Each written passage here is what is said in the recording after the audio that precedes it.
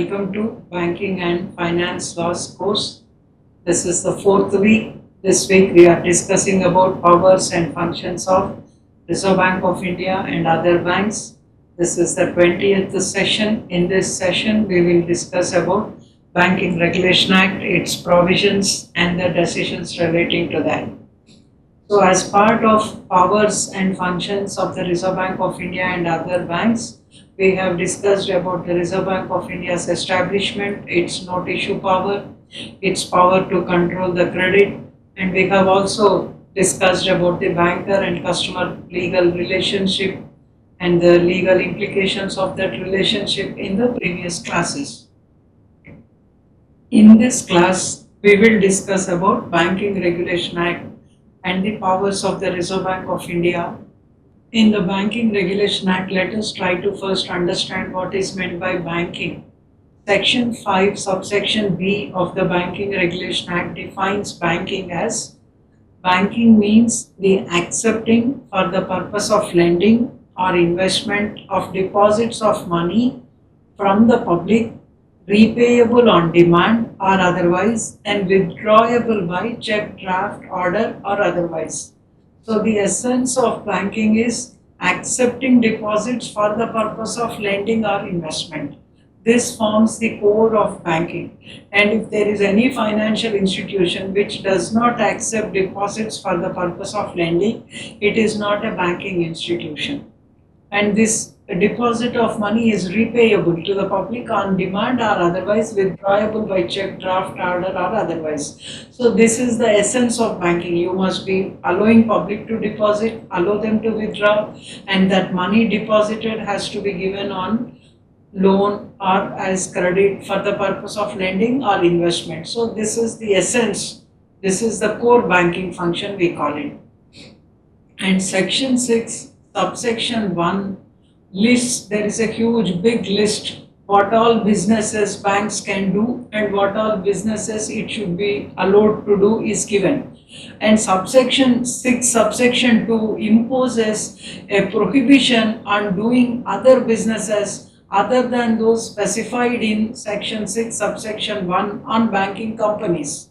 That is commercial banks, private commercial banks. So there is a list which says that this is the business you should do. And there is a subsection which tells you you can't do anything other than that mentioned there. So this is how Banking Regulation Act allows the banks to do and also prohibits the banks to do businesses. Now section 10, 10A, BB, 10C, 10D and 11, these sections prescribe the eligibility, qualification and restriction on banks, who can become banks managers, who can be on the board of directors of the bank, and what are the administrative responsibilities, what kind of education they must have, how many years they should work, whom they can give loans to, all this eligibility, qualification, what they can't take loans for themselves, their relatives. All these kind of measures are given in those sections, and some of these provisions are amended by virtue of social control measures, where we have seen that Banking Regulation Act was amended to bring professional management in the banks, and there are some amendments later also. Section 12 to 16 deals with shareholding of directors etc. of banks, and also in the business by banking administrative personnel. So in a way, banks directors, banks, how much shareholding they can have, how much they can't have, what kind of business they are allowed to do, what kind of business they can't do, what kind of loans they can give. So there are a lot of restrictions on banks administrative personnel to ensure that nobody in the bank's administration uses the public money for their own benefit or for they do some mismanagement, to prevent all that and to bring expertise into management of the banking business and to bring proper guidance to the bank's administrators. All these provisions are meant to prohibit and also to regulate the banks in that kind of, in the measures relating to the administration of the banks. And bank's essential job is lending, that is credit. And there are certain measures for credit control which we have studied in the two previous classes, which is one of the very important measure. And Section 2021 specifically empowers them with this. So Section 20, banks are not allowed to lend to its own directors and on the guarantee of its own assets or to its own businesses. Those kind of things are prohibited under Section 20. And Section 21 allows RBI, Reserve Bank of India, to control the advances given by the banks. So it can order bank, a particular group of banks or individual bank, and these orders can be related to maximum amount of money that the bank can give as a loan to one individual company or a firm, or maximum amount of guarantee to be given by a bank on behalf of a company or a firm. Bank guarantees maximum amount. Similarly, purpose or purposes for which loans have to be given, rate of interest that is to be charged on these loans, and the margins to be maintained for secured loan. All these kind of directions RBI can give in relation to credit control, and we have studied some aspects of it in the previous class. Now, the one section that is included into the Banking Regulation Act by way of an amendment is Section 21A, and this section is challenged in the courts in some cases, which we will see later. This is relating to rate of interest. Now, Section 21A states that notwithstanding anything contained in the Usurious Loan Act 1918 or any other law relating to indebtedness in force in any state, a transaction between a banking company and its debtor shall not be reopened by any court on the ground that rate of interest charged by the banking company in respect of such transaction is excessive.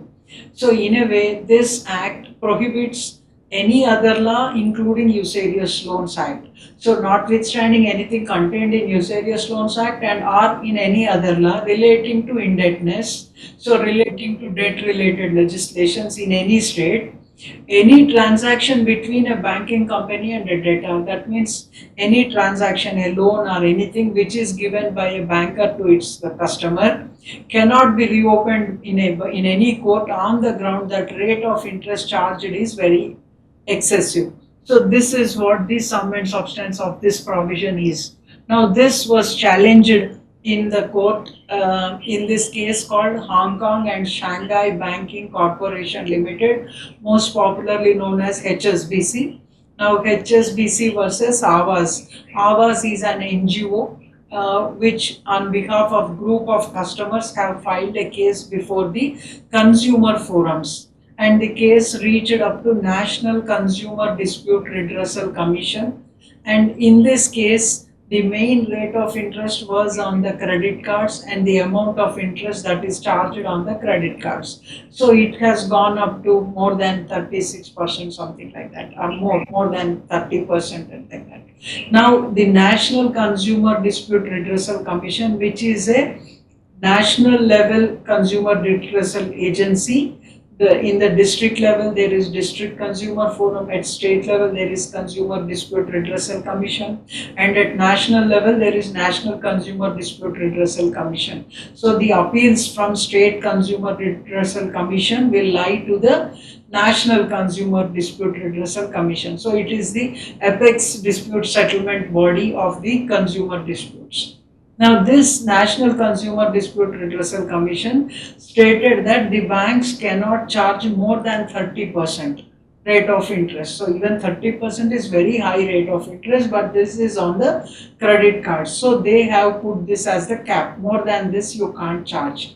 This was imposed in 2000. This decision came much before, but in 2024, Supreme Court had to discuss the validity of this decision. Now, the Supreme Court has to look at whether the bank practiced any unfair trade practice. Unfair trade practice means they will tell you that rate of interest is 15 or 20% and then charge you with 35% or so. No, but the banks have clearly said in the credit card, up to 40 days we will give you free credit and after that we will charge you. Or up to 30 days we will give you free credit and after that the charge rate of interest is very high. It is because to ensure that the credit cards are honored very promptly. This is the reason for that. But in this case, there is no unfair trade practice. Though the rate of interest is very high, there is no unfair trade practice. And whether RBI directives are there in relation to this. RBI directives only stated maximum rate of interest as 36%. So why should it be capped? And the Hong Kong HSBC did not charge more than RBI directive.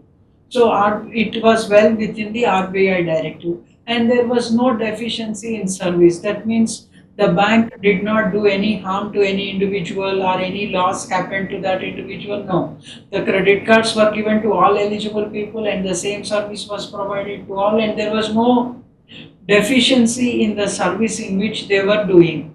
So given all of this, on what basis can a court cap the rate of interest? Because RBI, if there is a violation of RBI directive, then yes, the court can stop. And as it is, section 21A says that between banking and the customer, between the banker and customer, any transaction between them cannot be reopened in the court. So basing on that, Supreme Court upholding Section 21A overruled the decision of the National Consumer Dispute Redressal Commission, which capped the interest rate at 30%. The Supreme Court said this decision is not correct because there was no unfair trade practice on behalf of HSBC. There is no violation of RBI directive. There is no deficiency of service. So the bank cannot be penalized like that. Now there is this another case from Sardar Associates and others versus Punjab and Sindh Bank. This is a 2009 Supreme Court decision. Now in this case, the loan amount was 3.5 crore, which was obtained by these Sardar Associates for doing a business, and this loan was obtained by that business enterprise called Sardar Associates and others, and they mortgaged their property as security for that loan. And the bank initiated proceedings against the borrower for recovery of this loan from the properties mortgaged to it. That is, the bank want to sell the properties and recover the amount. But what these people's argument is, in 2005, Reserve Bank of India issued a circular for implementation of one-time settlement scheme for non-performing assets below 10 crore rupees.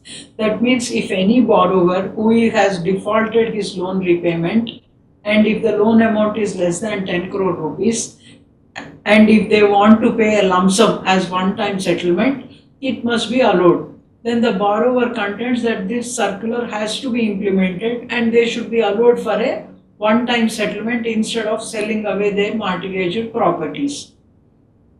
The court held that Section 21, 36 and 35A of Banking Regulation Act empower the Reserve Bank of India to give such orders to the banks, and banks are bound to comply with them.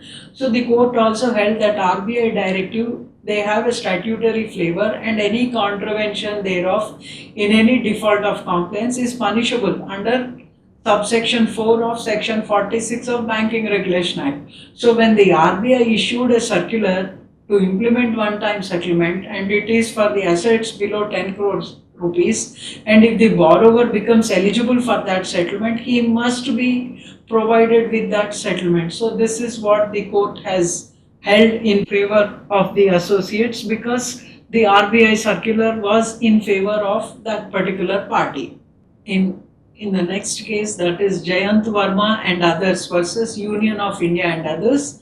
This is a 2018 Supreme Court decision. Now this is a case relating to the validity of these section 21A. They challenged the constitutional validity of this section, which says that you can't open the rate of interest in the court of law. Now the petitioners contended that agriculture debt is governed by State Debt Relief Act in some states.